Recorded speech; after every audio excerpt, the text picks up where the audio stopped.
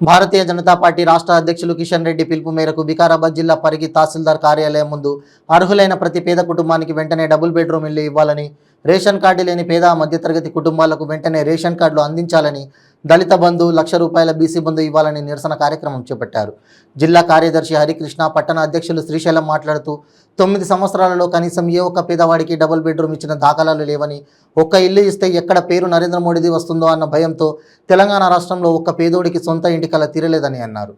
9 ఏళ్ల కల్వకుంట్ల కుటుంబ రాజ్యాంగానికి అనుగుణంగా నడుస్తున్నటువంటి ఈ యొక్క కల్వకుంట్ల పాలన లోపల తెలంగాణ రాష్ట్రం యొక్క నిరుపేదలందరూ కూడా తీవ్ర ఇబ్బందులకు గురవుతున్నటువంటి నేపథ్యం లోపల భారతీయ జనతా పార్టీ రాష్ట్ర వ్యాప్తంగా ప్రజా సమస్యల పట్ల ఉద్యమించడానికి భారతీయ జనతా పార్టీ సమాయత్తమై ఇవాళ మండల కార్యాలయాల ముందల ఇవాళ ఆందోళన కార్యక్రమాలకు శ్రీకారం చుట్టింది.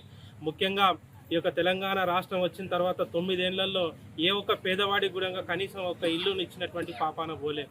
ప్రతిపక్ష హోదాలు ప్రతిపక్ష పార్టీలుగా ఉన్నటువంటి బెంగాల్లో తృణమూల్ కాంగ్రెస్ పార్టీ కావచ్చు, తృణమూల్ కాంగ్రెస్ ప్రభుత్వం కావచ్చు, ఏపీలో ఉన్నటువంటి వైసీపీ ప్రభుత్వం కావచ్చు, దేశవ్యాప్తంగా అనేక రాష్ట్రాల్లో కూడా ఇవాళ పేదవాళ్లకు ఇండ్లు ఇచ్చినటువంటి పరిస్థితి కనిపిస్తున్నప్పటికీ కూడా ఈ యొక్క కల్వకుంట్ల చంద్రశేఖరరావు ఇక్కడ పేదలకు ఇల్లు ఇస్తే ఎక్కడ పేరు నరేంద్ర మోడీకి వస్తుందో అనేటటువంటి ఒక భయంతోన ఆందోళనతోన తెలంగాణ రాష్ట్రం లోపల ఏ ఒక్క పేదోడికి కూడా కనీసము సొంతింటి కలం తీరలేనటువంటి దౌర్భాగ్యకరమైనటువంటి పరిస్థితులు ఉంది.